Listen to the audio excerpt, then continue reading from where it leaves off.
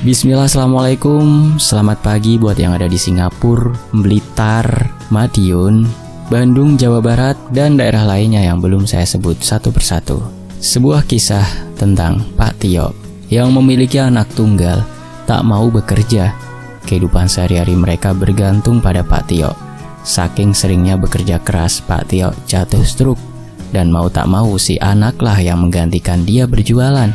Sayangnya karena terus merasa untung sedikit, si Rizky, anaknya Pak Tio, memilih untuk melakukan pesugihan agar cepat kaya.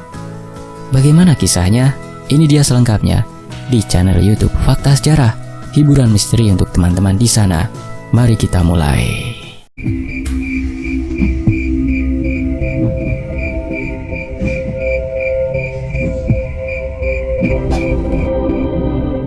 Suara batuk tua Pak Tio mengisi ruang dapur yang pengap ketika mentari belum tinggi. Lelaki paruh baya itu duduk bersandar di kursi kayu reot sambil menatap tungku yang apinya mulai mengecil. Di hadapannya, sebuah panci besar berisi tahu-tahu setengah matang masih mengepulkan uap. Bau kedelai rebus memenuhi seisi rumah, berpadu dengan aroma tanah basah dari pekarangan yang semalam diguyur hujan. Di dalam kamar, seorang pemuda masih tergolek malas di atas dipan bambu. Itulah Rizky, anak sematawayang Pak Tio, lelaki muda berusia 25 tahun, yang sayangnya lebih sering memelototi layar ponsel ketimbang membantu ayahnya bekerja. "Rizky, sudah subuh nak. Bapak mau mulai goreng tahu." Suara Pak Tio terdengar lirih, namun tetap bernada harap. Tak ada jawaban, hanya desisan angin dari sela jendela tua. Rizky menggeliat malas, menarik selimut hingga ke dagu. Sudah menjadi kebiasaannya bangun siang, makan seadanya, lalu menghilang entah kemana. Kadang ke warung kopi, kadang ke warnet tua di pasar. Sehari-hari Pak Tio mengandalkan penghasilannya dari berjualan tahu wale. Tahu goreng terbalik khas kampung mereka. Hasilnya tak seberapa. Jika dagangannya laku semua, ia bisa membawa pulang 50.000 rupiah. Tapi itu jarang terjadi. Lebih sering, tahu-tahu itu harus ia makan sendiri karena tak laku. Namun, meski hidup mereka sempit, Pak Tio tak pernah benar-benar mengeluh. Hatinya selalu lapang ketika melihat Rizky masih bisa makan dan tidur dengan tenang.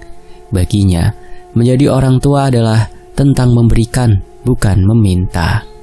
Tetangga sering menyindir, di warung, di masjid, bahkan kadang saat lewat di jalanan desa. "Pak Tio itu kasihan, punya anak laki-laki bujang tapi pengangguran. Masa muda kok kayak tak ada gairah hidupnya." Ada juga yang bilang, mungkin anaknya kerasukan jin males. Namun semua sindiran itu ditelan mentah-mentah oleh Pak Tio. Ia tak pernah menggubris, apalagi marah. Baginya, anak tetaplah anak, darah daging yang harus ia jaga, sekalipun dunia memandang sebelah mata. Istrinya, Bu Sari, adalah satu-satunya orang yang berani mengutarakan kekesalan. Sudah entah berapa kali perempuan paruh baya itu membentak dan menyuruh Rizky mencari kerja, tapi selalu saja ada alasan. Katanya tak ada lowongan, katanya upah kecil, katanya kerja kasar bukan untuk orang sepertinya, enggak passion. Pagi itu seperti biasanya Pak Tio tetap berangkat berdagang dengan tubuh renta dan kaki yang mulai goyah.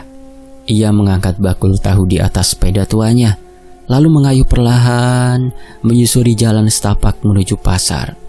Di tengah kabut pagi yang masih menggantung, ia tampak seperti bayangan masa lalu yang enggan lenyap. Di rumah, Rizky baru bangun ketika matahari sudah sepenggalah. Ia menguap lebar, menggaruk perut, lalu keluar kamar dengan wajah masam. "Mana sarapannya?" tanyanya singkat pada ibunya yang sedang menyapu halaman. Bu Sari menatapnya tajam, tapi memilih diam. Ia tahu setiap kali ia mulai bicara soal kerja, maka akan muncul pertengkaran. Maka pagi itu, ia biarkan saja Rizky duduk di kursi depan, menyulut rokok, lalu memainkan ponselnya tanpa rasa bersalah. Hidup semacam ini sudah berlangsung bertahun-tahun. Sejak lulus SMA, Rizky menolak kuliah, menolak kerja, dan menolak usaha apapun yang butuh keringat. Ia lebih suka berangan-angan, bermimpi bisa kaya mendadak seperti para selebgram yang dipujanya. Kadang ia berkata pada temannya, "Ngapain susah-susah kerja? Hidup itu soal hoki, keberuntungan. Kalau udah rezeki, pasti datang sendiri." Kalimat itulah yang membuat teman-temannya menjauh perlahan. Di kampung, orang malas sering dianggap pembawa sial, apalagi kalau sampai menjadi beban orang tua yang sudah renta. Tapi anehnya, Pak Tio tetap setia membela. Hatinya seperti tak bisa membenci anaknya sendiri, betapapun sikapnya menyakitkan. Dia belum nemu jalannya. Begitu biasanya ia berkata pada siapapun yang bertanya. Padahal, di balik senyum pasrah itu, tersimpan lelah yang tak bisa diungkapkan. Setiap malam, tubuhnya menggigil karena masuk angin. Otot punggungnya nyeri karena seharian mendorong sepeda, tapi demi Rizky, ia tetap bertahan. Sore itu, Pak Tio pulang lebih awal. Dagangannya tak laku, hanya separuh tahu yang terjual. Sisanya dibawanya pulang untuk dimakan bersama. Ia masuk rumah dengan langkah tertatih, duduk di lantai sambil meletakkan bakul di sampingnya. "Ki, Bapak bawa tahu, sisa, makan ya." Rizky menoleh sekilas, lalu mengangguk tanpa minat. Ia sudah makan mie instan tadi siang, dan sekarang lebih tertarik melihat video prank di ponselnya.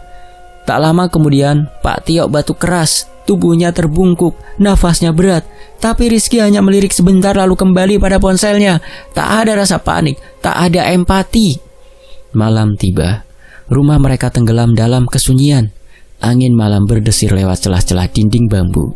Di dalam kamar, Pak Tio terbaring sambil memegang dada, nafasnya sesak.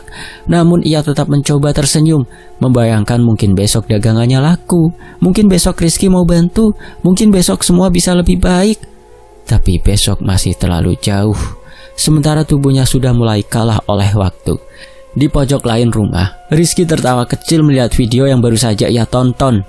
Di dunia maya, semuanya terlihat mudah, kaya, bahagia, tertawa. Ia tak sadar dunia nyata tempat ayahnya berjuang sedang menuju senja yang tak bisa diulang. Sore menjelang, langit di atas desa ngelarang, diselimuti awan kelabu. Angin meniup pelan dedaunan jati yang mulai menguning. Dari kejauhan, suara ayam tetangga dan dengungan jangkrik berpadu dalam irama yang sepi. Sepi seperti perasaan Pak Tio belakangan ini. Namun wajahnya tetap sama, datar dan teduh seperti embun pagi. Tak pernah sekalipun terlihat marah, apalagi kecewa. Di depan siapapun, ia tetap menjadi sosok ayah yang sabar, terlalu sabar, sampai-sampai orang kampung mulai mempertanyakan kewarasannya. "Aku heran sama Pak Tio, anaknya sudah begitu kok masih dibela-bela." Itu bukan gosip baru. Sudah bertahun-tahun obrolan serupa beredar dari warung ke warung, dari arisan RT sampai kumpulan jamaah masjid. Semua orang tahu Rizky adalah pemuda malas, tapi semua juga tahu betapa Pak Tio selalu menutup rapat-rapat aib itu seolah tak terjadi apa-apa. Bahkan ketika suatu kali Rizky kedapatan mencuri wifi dari rumah kepala dusun, Pak Tio hanya tertawa kecil dan berkata, "Namanya juga anak muda, salah itu masih wajar." Padahal Bu Sari, istrinya, sudah berapi-api ingin membawa Rizky ke rumah Ustadz. Katanya anak itu perlu diruqyah, siapa tahu ada pengaruh gaib yang membuatnya malas bukan kepalang. Tapi Pak Tio hanya geleng kepala. "Dia cuma butuh waktu, jangan buru-buru menghakimi," ujarnya pelan. Bu Sari hanya bisa mendengus kesal. Perempuan itu sudah hampir kehabisan kata. Dalam hatinya, ia tak ingin jadi ibu yang terus-menerus mencaci anak sendiri. Tapi melihat suaminya yang terlalu lunak, ia pun merasa seolah berjuang sendiri. Kalau terus begini, Rizky itu bukan cuma jadi beban, tapi juga bisa hancurkan masa depan rumah ini, Pak, katanya suatu malam ketika mereka duduk di beranda. Pak Tio menatap sawah yang menghitam di kejauhan, lalu menjawab, "Masa depan rumah ini bukan dari dia saja, dari kita juga. Kalau kita terus mendorong, siapa tahu dia mau berubah." "Lah tapi kapan Pak dorongnya? Sekarang umur Rizky sudah 25, lulus sekolah pun sudah lama, masih saja dia tidak punya arah." Suara Bu Sari meninggi, tapi tetap tak mampu mengguncang keteguhan Pak Tio. Lelaki itu hanya menunduk. Wajahnya tenang, tapi matanya menyimpan lelah yang dalam. Ia tahu semua omongan itu benar, tapi hatinya tetap tak rela menyakiti Rizky. Bagi Pak Tio, Rizky adalah satu-satunya darah daging yang ia punya. Sejak bayi anak itu sudah ia gendong kemana-mana, bahkan ikut berdagang tahu dari usia 5 tahun. Mungkin itulah yang membuat ikatannya begitu dalam. Meski sekarang Rizky sudah jauh dari bayangan anak yang ia banggakan, kasih sayang itu belum juga surut. Tetangga makin berani bersuara. Ada yang berkata terang-terangan, "Pak Tio itu terlalu memanjakan anak." Ada pula yang lebih halus tapi menyakitkan. "Kalau saya jadi Pak Tio, saya malu punya anak seperti itu." Tapi setiap kali komentar seperti itu mampir ke telinganya, Pak Tio hanya tersenyum tipis, membungkam segalanya dengan kepala menunduk dan ucapan ringan, "Doakan saja, semoga dia dapat petunjuk." Di dalam hati, ia tahu anaknya belum benar, tapi ia juga tahu tak ada orang tua yang bisa dengan mudah membuang anaknya ke jurang kebencian. Ia lebih memilih dihina daripada menyakiti hati Rizky. Setiap luka yang ditorehkan anaknya, ia telan sendiri, ia bungkam. Rizky sendiri, meski tampak tak peduli, sesekali mendengar bisik-bisik dari warga. Tapi bukannya tersentuh, ia justru semakin menjauh dari kenyataan. Ia menganggap orang-orang kampung terlalu suka mencampuri hidup orang lain. "Bapak gak usah dengerin mereka, Pak. Mereka iri aja kita gak capek kerja," kata Rizky suatu kali saat mereka sedang makan malam. Pak Tio menatap anaknya lekat-lekat, lalu tersenyum pahit. Dalam hati ia bergumam, "Kapan kamu sadar, nak?" Tapi mulutnya tak bergerak. Ia memilih diam, tak ingin melukai perasaan anaknya, bahkan dengan nasihat. Malam-malamnya sering diisi dengan memandangi langit dari celah atap yang bocor. Ia ingat masa muda saat ia dan Bu Sari berjuang dari nol, menyisihkan uang demi punya rumah sendiri, demi menyekolahkan Rizky sampai lulus. Ia tak pernah membayangkan anaknya akan tumbuh seperti sekarang, tapi ia juga tak menyesal. Bagaimanapun bentuknya, Rizky adalah anugerah yang harus ia jaga sampai nafas terakhir. Sikap bungkam Pak Tio bukan karena bodoh atau takut, tapi karena ia percaya bahwa cinta tak harus selalu dinyatakan dengan bentakan atau paksaan. Kadang cinta cukup diam dan setia menunggu. Namun waktu tak pernah berhenti, dan Pak Tio tahu kesabarannya mungkin suatu hari akan diuji lebih dalam lagi. Di tengah kesunyian malam, suara kodok bersahutan dari sawah. Angin menyusup dari jendela, menggoyang kelambu lusuh yang sudah bertahun-tahun menggantung. Pak Tio menarik selimut tipis, menatap langit-langit rumah dengan mata yang mulai sayu. Dalam benaknya satu hal terus berputar. Apa yang harus aku lakukan agar Rizky mau berubah tanpa harus kehilangan dia sebagai anak? Ia tak tahu jawabannya, maka seperti malam-malam sebelumnya, ia hanya bisa berdoa dalam diam, dalam bungkam. Hari itu langit tampak kelabu. Udara pagi yang biasanya segar terasa lebih berat dari biasanya. Seolah desa Nglarang sedang menyimpan firasat buruk yang belum terbaca. Pak Tio, seperti hari-hari sebelumnya, bangun lebih dulu dari siapapun di rumahnya. Tubuhnya gemetar saat beranjak dari tikar. Lututnya kaku dan tangannya bergetar saat menyalakan tungku. 2 tahun terakhir, tubuhnya semakin ringkih.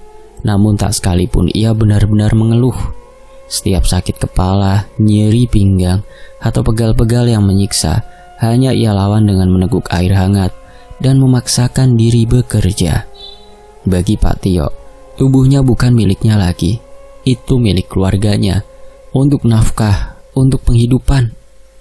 Pagi itu, ia duduk di dapur, menggiling adonan tahu dengan tangan gemetar. Suara sendok logam yang bergesek dengan baskom aluminium sesekali terdengar seperti ratapan. Di luar, suara ayam jantan bersaut-sautan, menyambut pagi yang tampaknya tak ingin datang. Dari kamar, Rizky belum bangun. Bu Sari duduk di amben depan dapur, diam, hanya memandangi suaminya yang terlihat pucat.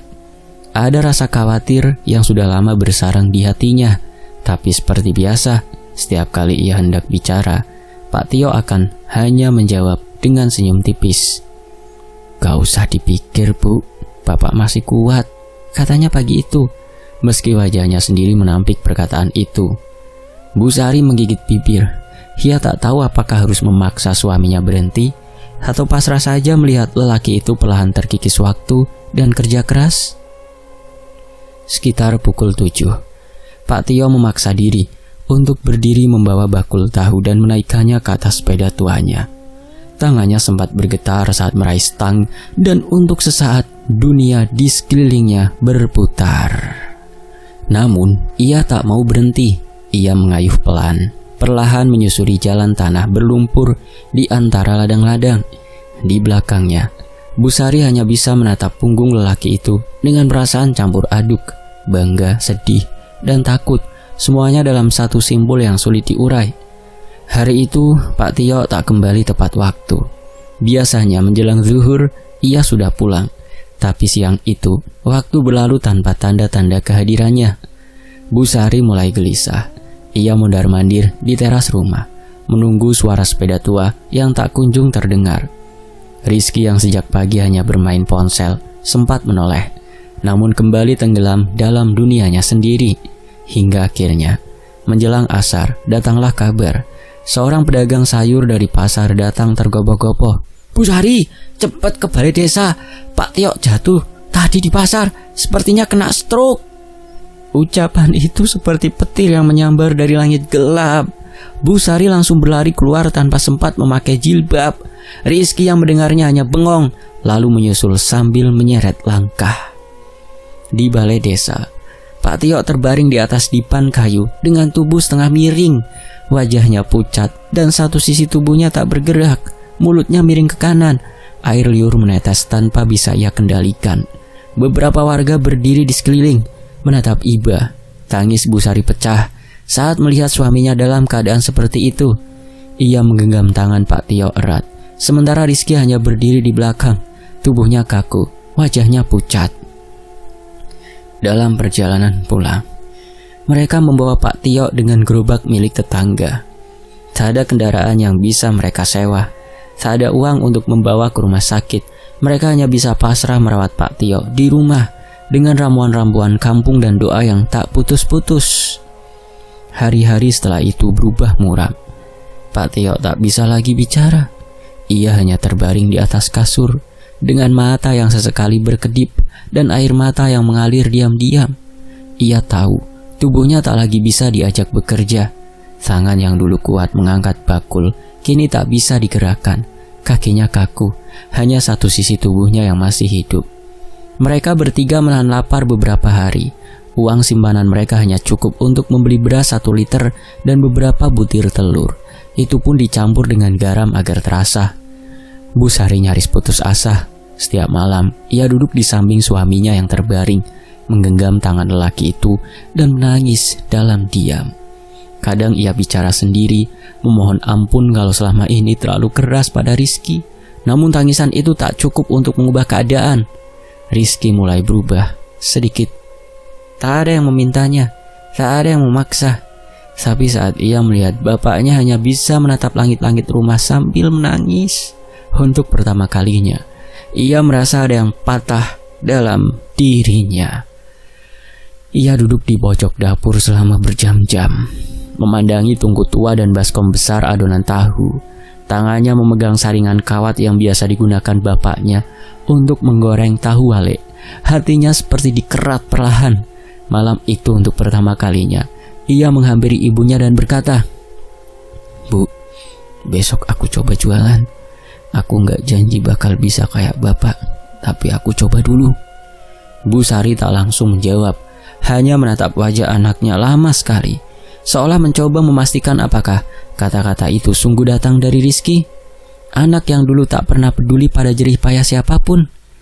Esok harinya, dengan tangan canggung dan wajah masih menyimpan kebingungan, Rizky mengayuh sepeda tua bapaknya, membawa bakul tahu yang dibuat ibunya dengan seadanya.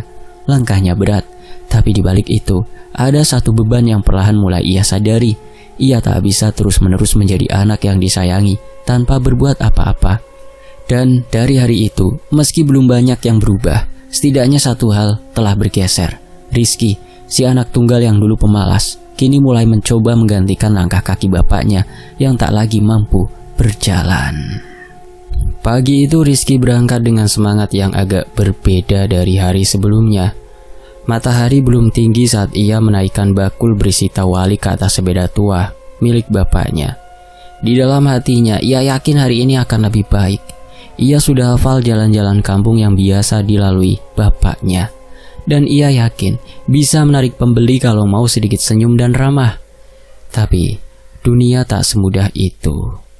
Dari pagi hingga hampir tengah hari, tak banyak yang mendekati dagangannya. Beberapa anak kecil sempat menoleh, tapi hanya lewat tanpa membeli. Seorang ibu-ibu sempat bertanya harga, tapi setelah tahu satu potongnya Rp1.500, ia hanya mengangguk lalu pergi. Rizky duduk di pinggir jalan, memandangi bakul yang masih nyaris penuh. Keringat sudah mengalir di pelipis. Bau minyak goreng yang menempel di bajunya terasa makin menyengat. Di saku celana, uang yang terkumpul tak lebih dari 2 lembar 10 ribuan yang lecek. Rp20.000. Itu saja yang ia bawa pulang hari itu. Sepanjang perjalanan pulang, perasaan Rizky campur aduk. Di satu sisi ia kecewa karena sudah berusaha, tapi hasilnya tak sebanding. Di sisi lain, ia mulai merasakan betapa beratnya menjadi bapaknya dulu. Berjalan dari rumah ke rumah, menawarkan dagangan tanpa jaminan dibeli. Setiba di rumah, ia meletakkan bakul tahu yang masih berisi setengah di dapur. Bu Sari menyambutnya dengan tatapan murung. "Hanya dapat segini, Ki?" tanya ibunya, memandangi uang di tangan Rizky. Rizky hanya mengangguk pelan, enggan menjawab. Kakinya pegal, tenggorokannya kering, dan harga dirinya seperti dikerat pelan-pelan. Ia masuk ke kamar, duduk di samping Pak Tio yang masih terbaring lemah. Wajah bapaknya tetap seperti kemarin, pucat dan kosong, tapi Rizky merasa ada tatapan dari mata yang samar-samar memandangnya. Entah perasaan atau kenyataan, ia merasa Pak Tio tahu bahwa usahanya hari ini gagal. "Maaf Pak," lirihnya nyaris tak terdengar. Hari itu Rizky belajar satu hal, berjualan bukan sekedar membawa dagangan dan berharap laku. Ada tenaga, waktu, dan keberanian yang harus dipertaruhkan. Dan yang paling menyakitkan, rasa malu ketika harus pulang dengan hasil yang jauh dari harapan. Malamnya, rumah mereka kembali sunyi. Hanya suara jangkrik dan gelegar petir dari kejauhan yang mengisi ruang kosong. Rizky terdiam lama, memandangi bakul tahu yang kini ditutup kain lusuh. Masih ada tahu yang belum laku, dan besok ia harus menjualnya lagi dengan harapan yang mulai terkikis sedikit demi sedikit. Hari-hari berikutnya berjalan lambat seperti aliran sungai keruh yang malas mengalir. Setiap pagi Rizky tetap bangun, menyiapkan dagangan semampunya. Tahu alek yang ia goreng kadang terlalu matang, kadang terlalu lembek. Ia belum terampil seperti bapaknya dulu, tapi tetap ia coba setiap hari. Namun, uang yang didapat tak pernah cukup. Paling banyak hanya 40.000, dan itu pun kalau hujan tak turun. Kalau hujan datang, seisi kampung seperti mati suri. Tak ada pembeli, tak ada suara, hanya rintik air dan udara lembab yang merambat dingin ke dalam tulang. Bu Sari semakin sering menunjukkan wajah masam. Tiap kali Rizky pulang dengan hasil seadanya, ia akan menghela nafas panjang dan menatap langit-langit rumah seakan mengadu pada sesuatu yang tak kasat mata. Dan akhirnya, mulut itu pun tak lagi bisa menahan amarah. "Segini lagi?" bentaknya suatu sore sambil menepuk meja di dapur. Uang yang baru saja diletakkan Rizky langsung disambar dan dilempar ke lantai. Sementara bapaknya di kamar hanya batuk-batuk. "Kamu itu kerja apa enggak sih? Masa hasilmu selalu segini, Rizky?" bentak ibunya. Rizky hanya diam. Tubuhnya lelah, pelipisnya berdenyut. Ia bahkan belum sempat duduk ketika ibunya mulai menyerangnya dengan kata-kata tajam. "Udah ngerasa ya sekarang? Kemarin kamu malas-malasan. Kamu pikir gampang hidup kayak gini, Makan sehari sekali, lauk tempe terus, bapakmu sakit, kamu tidak bisa ngangkat rumah ini sedikit pun, Bu Sari menunjuk ke arah kamar tempat Pak Tio terbaring, lalu menatap Rizky tajam-tajam. "Dulu kamu malas, sekarang sok kerja, tapi hasilnya nihil." Hening. Rizky menunduk, menatap lantai tanah yang mulai retak-retak. Sandalnya masih berdebu, tangannya masih bau minyak goreng, dan dadanya terasa berat, seperti ditindih batu. "Aku udah nyoba, Bu," Gumamnya akhirnya. Nyoba? Bu Sari tertawa kecil getir. Nyoba dari mana kalau pulang cuma bawa duit segini? Dulu bapakmu bisa bawa pulang 50-70 ribu sehari. Sekarang kamu baru 5 hari jualan udah nyerah. Dasar. Kata-kata itu seperti cambuk. Tak ada yang tahu betapa berat langkah Rizky saat harus menunduk di hadapan pembeli yang rewel.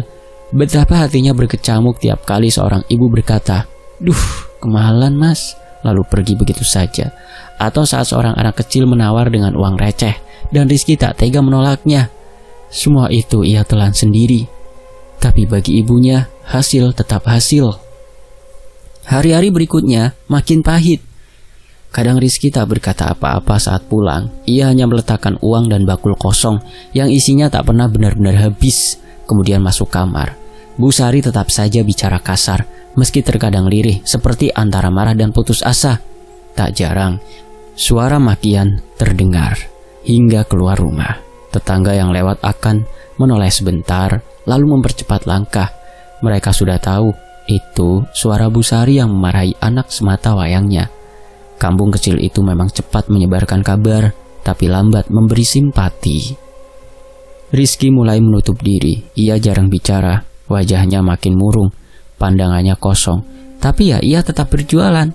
Setiap pagi ia pergi, setiap sore ia pulang, dan setiap malam ia duduk di samping bapaknya yang hanya bisa menatap langit-langit rumah dengan mata basah dan bibir miring yang tak mampu bicara.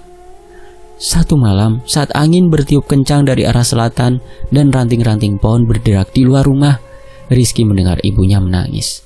Tangis lirih, seperti seseorang yang menyimpan terlalu banyak beban di dadanya. Ia tak masuk ke kamar ibunya, hanya duduk di dapur, memandangi sisa tahu di baskom yang belum sempat digoreng. Ia tahu, ibunya bukan sekedar marah, ibunya takut hidup begini terus, takut kelaparan, takut kehilangan segalanya.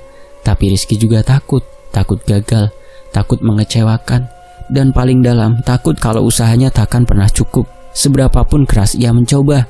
Dan malam itu, untuk pertama kalinya sejak ia mulai berjualan, Rizky bertanya pada dirinya sendiri, apakah hidup memang selalu seberat ini, atau apakah ada jalan lain yang lebih cepat, lebih ringan, lebih menjanjikan?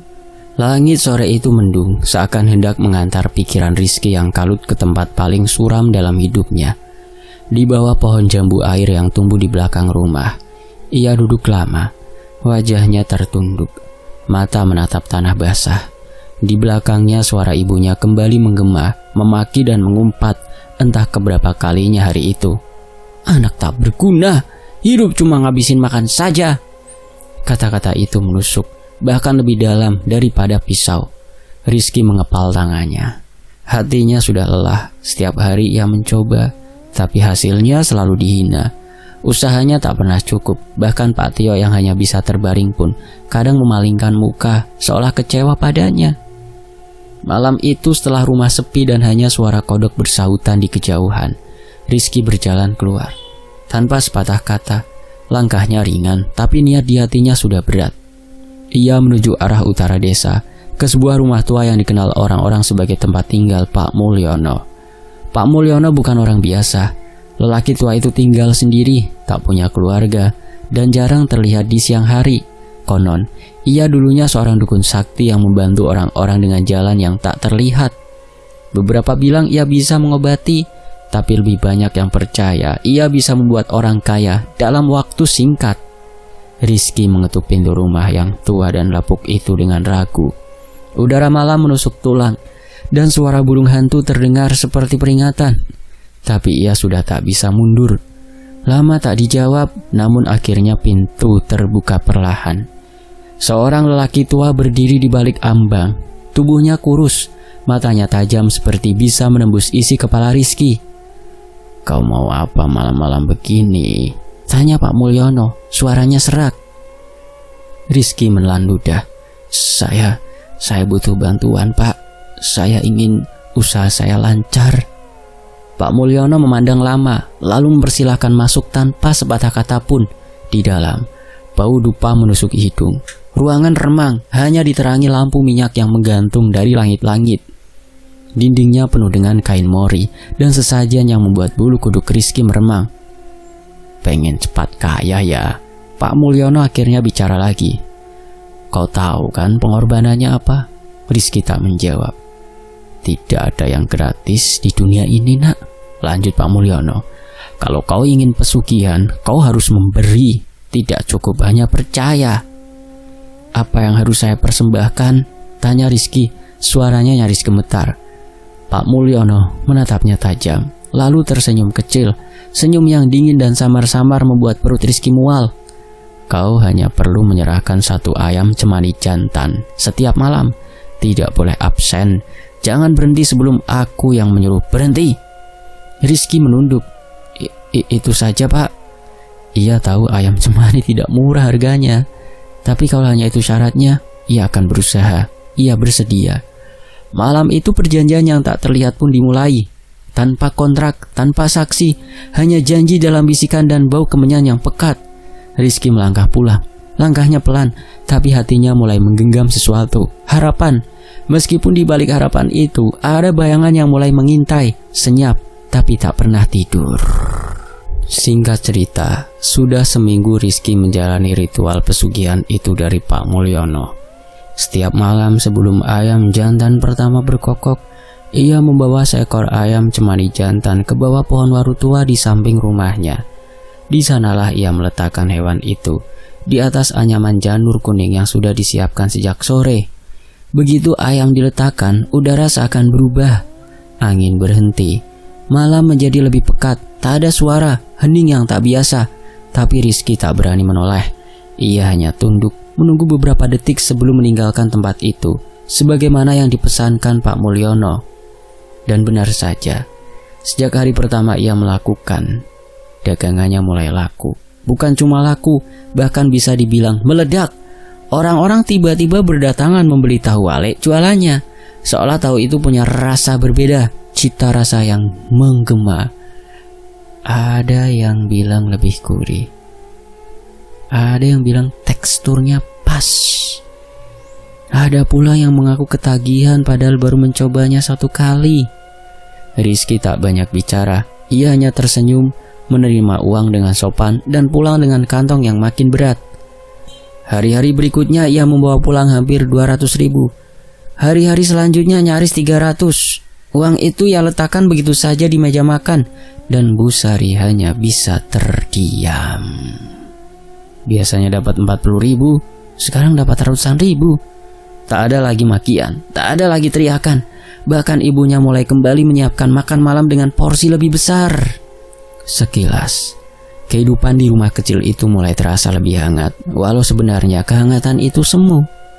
Setiap malam Rizky tetap menjalankan ritualnya, sampai Pak Mulyono mengatakan berhenti. Ayam cemani ia beli diam-diam terus dari peternak di kampung seberang.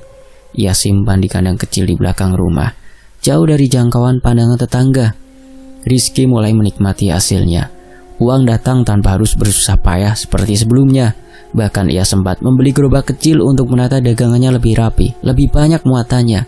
Ia mulai berani berdagang di tempat-tempat ramai, pinggir-pinggir jalan pasar, depan SD negeri, bahkan dekat musola jika hari Jumat. Namun di balik semua itu, ada yang berubah. Tiap malam ia merasa seperti diawasi, bukan oleh manusia, melainkan sesuatu yang diam di kegelapan. Kadang ketika meletakkan ayam di bawah pohon waru, ia mencium bau amis yang aneh, bukan bau darah, tapi semacam bau logam yang bercampur dengan tanah basah. Ia tak pernah membicarakannya kepada siapapun, bahkan ke Pak Mulyono, guru spiritualnya, pun tidak. Ia tahu ritual ini bukan perjanjian main-main. Selama syaratnya dipenuhi, rezeki akan mengalir. Tapi di dalam hati kecilnya, Rizky sadar ia sedang menukar sesuatu, dan sesuatu itu belum tentu cuma ayam cemani. Malam itu udara terasa lebih berat dari biasanya. Gerimis jatuh pelan, namun langit seolah menggantungkan sesuatu yang lebih dari sekedar hujan. Rizky pulang dalam diam. Langkahnya lesu dan mata sayu, meski kantongnya tebal berisi uang hasil dagangan. Tubuhnya terasa ringan seperti kehilangan jiwa. Setibanya di rumah, ia hanya meletakkan uang di meja makan. Tanpa bicara, ia masuk kamar dan merebahkan diri. Suara ibunya yang memanggil pun tak dihiraukan. Ia terlalu lelah untuk menjawab, terlalu letih untuk sekedar menoleh. Dan malam pun menyambutnya dalam sunyi yang aneh. Dalam tidur yang tak lelap, Rizky bermimpi, tapi bukan mimpi biasa. Ia berdiri di tengah ladang luas yang kering dan retak. Udara panas seperti bara dan langit di atasnya merah gelap. Tak ada matahari, tak ada bulan, hanya merah. Dan di depan sana sesuatu muncul dari balik kabut. Sosok itu besar, jauh lebih tinggi dari manusia. Tubuhnya berbalut kain lusuh hitam pekat, dan wajahnya, entah apa itu wajah, seperti topeng kayu yang mengelupas, dengan mata yang kosong namun menatap tajam. Suara berat terdengar, seperti gemuruh dari perut bumi. Ayam cemani saja tidak cukup. Rizky tak bisa bicara, mulutnya terkunci, hatinya berdegup tak beraturan. Sekarang saatnya kau membawa padaku kepala manusia atau... Suara itu menggantung, tapi Rizky bisa merasakan ancaman yang nyata. Di sekitar tubuhnya, tanah mulai retak dan menganga, seperti hendak menelannya bulat-bulat. Lalu sosok itu menghilang begitu saja, menyisakan bau busuk seperti bangkai yang lama tak dikuburkan. Rizky terbangun, tubuhnya basah oleh keringat, nafasnya tersengal, dada naik turun cepat. Ia menatap sekeliling kamar, gelap, sunyi, namun ada perasaan seolah seseorang sedang memperhatikannya dari sudut ruangan. Ia menyalakan lampu, tak ada siapa-siapa, tapi perasaan ganjil itu tetap tinggal. Ia duduk di ujung ranjang. Mimpi itu terlalu nyata, terlalu jelas untuk diabaikan. Tapi kepala manusia, ia menggeleng keras. Itu gila. Ia hanya ingin memperbaiki hidup, bukan berubah jadi pembunuh. Ia bahkan tak sanggup melihat ayam disembelih, apalagi. Namun jauh di dalam pikirannya, suara itu tetap bergema, pelan, namun terus ada, menyusup ke dalam celah hatinya yang mulai goyah. Kepala manusia. Rizky tak bicara pada siapapun tentang mimpi itu, tapi sejak malam itu ia mulai gelisah. Setiap kali menjual tahu, ia merasa seperti sedang diawasi. Setiap kali tersenyum pada pembeli, ia merasa seperti sedang berdusta. Dan setiap kali malam tiba, ia takut tidur, takut mimpi itu kembali. Pagi itu, Rizky bangun lebih awal dari biasanya. Mimpi buruk beberapa malam terakhir masih menyisakan bayang-bayang gelap di pelupuk matanya. Tapi pagi ini, ia mencoba mengusir semuanya. Ia ingin fokus pada satu hal, berjualan. Uang kemarin lumayan besar, dan ia berniat menggadaikannya hari ini setelah memberi beberapa ayam cemani. Dengan langkah cepat ia menuju dapur. Di sana tumpukan tahu yang sudah direndam sejak semalam disimpan rapi dalam baskom. Ibunya, Bu Sari, sudah menyiapkannya seperti biasa. Rizky menyingsingkan dengan baju, bersiap mengaduk adonan bumbu dan mengisi tahu-tahu itu dengan adonan yang sudah jadi. Namun begitu tutup baskom dibuka, wajah Rizky seketika berubah. Astaga, desisnya pelan, tapi nadanya getir. Aroma busuk menyembur keluar, bukan hanya menyengat, tapi memualkan, seperti bau bangkai yang dicampur dengan air got. Tahu-tahu itu tampak lembek, berlendir, dan menghitam di beberapa bagian. Bu, panggilnya sedikit membentak. Bu Sari yang tengah menjemur pakaian di belakang rumah segera masuk ke dapur, wajahnya heran. Ada apa sih, Ki? Ini tahu, bau busuk semua, Bu. Ibu nyimpan di mana semalam? Bu Sari mendekat, mengendus, dan menutup hidungnya. Seperti biasa, Ibu taruh di meja. Tidak ada yang aneh, semalam juga udaranya dingin. Rizky membanting tutup baskom ke lantai. Suara dentingnya memecah pagi yang baru saja dimulai. Pak Tio di kamar hanya merespon dengan suara batuk. Rizky frustasi, ini tak masuk akal. Tahu-tahu itu baru ia beli sore kemarin dan belum sempat dicampur apa-apa. Apa yang terjadi? Geramnya. Bu Sari mundur perlahan. Jangan marah-marah. Mungkin tahu dari pasar yang gak bagus. Rizky tak menjawab. Ia duduk di kursi, menunduk, menatap lantai seperti orang bingung. Tangannya mengepal. bau busuk itu masih menusuk hidungnya. Tapi yang lebih menyengat adalah rasa takut yang perlahan menjalar. Ia teringat mimpi malam itu, permintaan itu, ndas menungso. Dan sekarang, tahu-tahu yang harusnya menjadi alat mengais rezeki malah membusuk sebelum sempat disentuh. Apa ini peringatan? Apa ini ancaman? Rizky berdiri membuka jendela lebar-lebar, membiarkan udara segar masuk, walau tak banyak membantu. Ia lalu menarik nafas dalam-dalam, mencoba berpikir jernih, tapi pikirannya tak bisa lepas dari satu hal.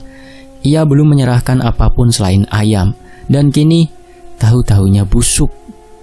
Seolah sesuatu yang menuntut haknya. Dengan berat hati, Rizky membuang seluruh adonan ke sungai kecil di belakang rumah. Langkahnya pelan, tapi kepalanya terus berdengung. Saat adonan itu tenggelam, air di sungai seolah berubah lebih gelap dari biasanya. Dan saat ia menoleh ke arah rumah, untuk sesaat ia merasa ada yang berdiri di jendela kamarnya, diam, menatapnya tanpa wajah. Di lain waktu, Rizky terduduk di belakang gerobak tahunya yang penuh dengan dagangan. Wajahnya kusam, mata cekung, dan dagunya tak terurus. Dagangan tak lagi habis seperti dulu. Satu persatu pelanggan yang dulu setia kini seakan menghindar. Bahkan anak-anak yang biasanya suka jajan tahu miliknya kini memilih lewat saja. Uang tak lagi mengalir, gerobaknya mulai berkarat, dan bahan-bahan dagangannya lebih sering dibuang daripada laku. Ia sudah mencoba membuka usaha lain, menjual gorengan, membuka warung kopi kecil-kecilan, bahkan mencoba menitipkan dagangan ke warung tetangga. Semuanya kandas. Selalu saja, ada saja yang membuat usahanya gagal. Gas meletup, pembeli muntah setelah makan, atau dagangannya basi sebelum dijual. Kenapa semua jadi begini setelah mimpi itu? Desahnya pelan, memijat pelipis yang terus berdenyut. Sudah sebulan ini Rizky tak lagi menyetorkan ayam cemani. Dan jujur saja, sejak mimpi tentang tumbal manusia itu, Rizky tak lagi berani melanjutkan sepenuhnya. Ia memilih menghindar. Namun kini semuanya terasa seperti balasan.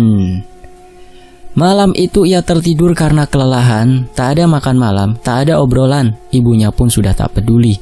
Rumah menjadi dingin, lebih dingin dari biasanya. Dan saat mimpi itu datang, Rizky tahu ia tak bisa lari. Dalam gelap mimpi, ia berdiri di sebuah lorong panjang dan lembab. Bau darah menguar, dan langkahnya menggema tak berujung. Di ujung lorong itu, berdiri sosok yang tak asing. Pak Tio, ayahnya sendiri. Tapi wajah Pak Tio pucat, matanya merah menyala, dan tangannya menunjuk lurus ke arah Rizky. Kau ternyata anak durhaka. Suara itu bukan suara bapaknya, tapi mengandung kemarahan yang menusuk jantung. Rizky mundur, mencoba menjauh. Kau jadikan aku tumbal untuk uang haram itu. Kau korbankan darahku demi tahu busukmu. Rizky menjerit dalam mimpi, mengguncang kepala, mencoba menyangkal. Tidak Pak, aku tidak pernah. Aku tak tahu kenapa. Tapi sosok ayahnya terus mendekat. Wajahnya mulai meleleh, tubuhnya berlumur tanah dan darah. Jeritanya menggema di lorong sempit waktu. Darahku tidak halal untuk kekayaanmu. Rizky terbangun, nafasnya memburu, seluruh tubuhnya gemetar. Lalu suara tangis terdengar dari ruang kamar bapaknya. Isak lirih bercampur bacaan tahlil. Ia turun dari ranjang dengan lutut lemas, melangkah keluar kamar. Di pojok rumah kamar belakang, tubuh Pak Tio terbujur kaku. Bu Sari menangis histeris di pojokan sambil membaca tahlil. Dunia Rizky runtuh seketika. Ia terjatuh, berteriak, tak percaya. Tangisnya meledak seperti anak kecil. Pak, aku nggak pernah niat seperti itu, Pak. Aku tidak tahu, Pak. Tapi semuanya sudah terlambat. Dan di dalam hatinya Rizky tahu, mungkin ia memang tak pernah berniat. Tapi perjanjian transaksional yang ia tak pernah peduli soal niat itu, yang diminta adalah tumbal. Dan yang diambil adalah ayahnya. Selesai. Demikianlah sebuah kisah, semoga terhibur dan mungkin bisa mengambil sedikit hikmah ya dari kisah ini. Mohon maaf kalau ada salah kata. Fakta Sejarah pamit. Sampai jumpa di kisah lainnya. Wassalamualaikum warahmatullahi wabarakatuh. Tetap di Fakta Sejarah. Alhamdulillah. Terima kasih untuk teman-teman. Terima kasih untuk penulisnya, Kak Jasmine.